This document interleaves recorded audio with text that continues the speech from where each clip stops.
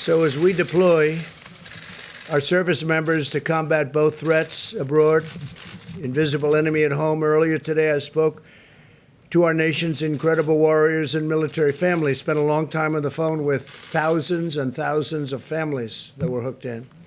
In order to stop the spread of the virus, some of these families have delayed planned moves to their next duty station. And in other cases, military families are also waiting longer to welcome home the heroes from deployment.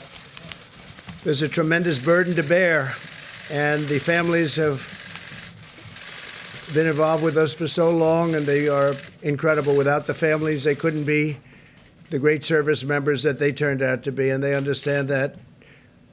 And I must say, protecting our military families is our top priority. So they understand what's happening with respect to the virus, and they understand it well. They've been fantastic. As Commander-in-Chief, I'm deeply grateful for our service members, their spouses, and their children, whose love, devotion, and sacrifice keeps America strong.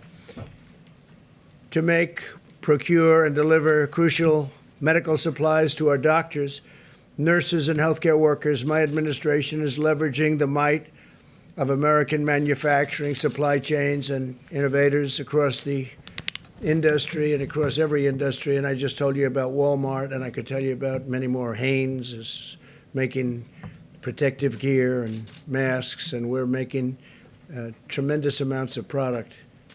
There's never been anything like it. At the same time, I tell the governors, get it yourself if you can from your local companies and your local warehouses and factories. If you can do that, you should do that. Because of the actions that we've taken under the Defense Production Act, manufacturers and suppliers are sharing with FEMA and HHS their planned orders and allocations to states and to hospitals all over the region. This enables FEMA and HHS to work closely with states, local governments, and private sector to allocate critical resources to highly impacted areas. Working together, we're entirely focused on getting materials to the right place at the right time. So we wanted to go directly to a hospital or directly to a certain state location, and ideally not even hit the state's warehouses. If we can avoid the warehouses, it's even better because they go directly into a hospital. And one example of that is Ohio, the great state of Ohio. Senator Rob Portman called today, and he asked for some help and got us, did a tremendous job, along with Mike DeWine, the great governor of Ohio, to facilitate a donation of 2.2 million gowns. 2.2 million gowns. Think of what that is, 2.2 million, to the Strategic National Stockpile from Ohio-based Cardinal Health. Cardinal Health, we appreciate it, and they're making much more than that and different types of things. We're profoundly grateful for their contribution to protect the lives and safety of our healthcare professionals. Cardinal's been working with us very well. FEMA and HHS formed a historic partnership with the private sector called Project Airbridge to bring supplies from other countries to the United States, including gloves, gowns, goggles, and masks. These supplies will soon be distributed around the country. We have large cargo planes coming in from various parts of the world. Every day, new plane loads are landing in cities such as New York, Miami, Chicago, Los Angeles. Additional flights have been scheduled, and we're adding more and more. And they're actually coming in ahead of schedule. A lot of these flights are coming in with a lot of material ahead of schedule. The amount of usage, the amount of need is something that nobody's ever seen before. We are getting so much, but no matter how much we get, they seem to use it up very quickly.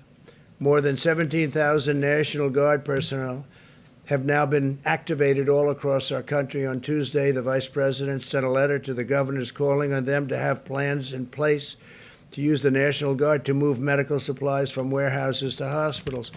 So a lot of times we'll deliver supplies to a warehouse in a state, someplace in New York or in New Jersey or in Connecticut or wherever it may be, and they're having difficulty getting it moved. So what we're doing, if we don't bring it directly to the hospital, is we've authorized, it was a special authorization, the National Guard to go into that facility and to move it for the state. So the National Guard is moving a lot of this equipment and medical supplies into a hospital or into an area where it's needed by the state.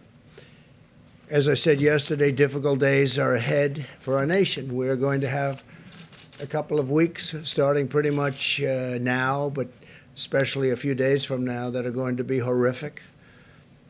But even in the most challenging of times, Americans do not despair. We do not give in to fear. We pull together, we persevere, and we overcome, and we win. This week, every American heart is joined with the people of New York as they continue to bear the brunt of the pandemic. To every New Yorker, please know that we are by your side. I love New York. And every day we will be with you. And it could very well be that others take over from New York. There are some areas, some hot spots in other states that are really exploding. Some, like Louisiana, were very late. And then all of a sudden, it was like an explosion. In confronting this deadly plague, America is armed with capabilities never dreamed of in past centuries. You look at 1917, the pandemic, it was something, ravaged parts of this country, but ravaged Europe, ravaged. They say 75 to 100 million. Some people say 50 to 75 million. People died. Think of that. And that was a long time ago, over 100 years ago. Many books written about the 1917, 1918 pandemic. Our doctors are poring over the virus genetic code, designing potential therapies and vaccines. Our planes are airlifting supplies from every corner of the earth.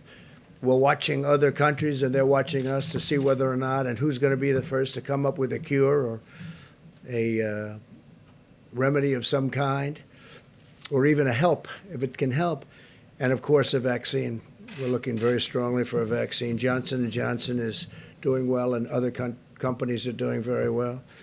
But our most powerful asset, our greatest weapon in this effort, is the spirit of our people, and we want to keep away, keep a distance, keep away.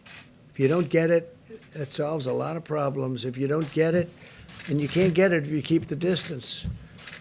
American spirit is unyielding, unwavering, and unbreakable. It's incredible. I've never seen anything like it, the way the people have pulled together, the unity of this country. So together we're going to win this war, and the sooner we do, the sooner we can begin to rebuild, and we're ready to rebound and return to normal lives. We went from the best economy in the history of the world, the best economy that this country has ever seen, the best employment numbers we've ever had, 160 million people working, almost 160 million, to a point where the professionals came to me and they say, "Sir, you're going to have to shut the country down." I said, "What does that mean?" They said, "Sir, you're going to have to shut it down. And we're going to build it up, and I think we're going to build it up fast. I think we're going to have a tremendous rebound. There's a great energy and a great pent-up demand.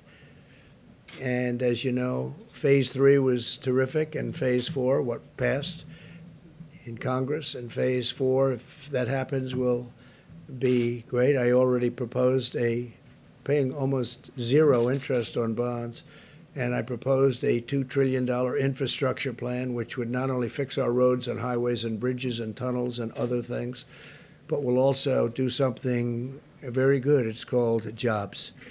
I'm also asking that restaurants and entertainment facilities go back to the old deductibility from corporations, where corporations can buy, because otherwise a lot of these restaurants are going to have a hard time reopening. It takes a long time, and they're going to have a hard time reopening. So we're asking for going back to deductibility, where corporations can buy, and corporations can go out to lunch and they pay and they get a deduction on what they eat. They get a deduction on the bill, and same with the entertainment. It's going to bring a lot of people back. I think it'll open up the restaurant business. People forget that years ago they had that, and when they got rid of it, when they ended it, for whatever reason, but they ended it, many, many restaurants went out of business. Many entertainment-type facilities went out of business, and now's a great time to bring it back. It was It was a terrible time for that business after they ended it, but this is a great time to bring it back. It'll keep our restaurants going. In fact, I think the restaurant business will be actually bigger and better than it is right now. So we're also talking about that. And now what we'll do is we'll take some questions, and I see Mike is back with some of the folks. That's great, Dr. Fauci. And we will, how are you?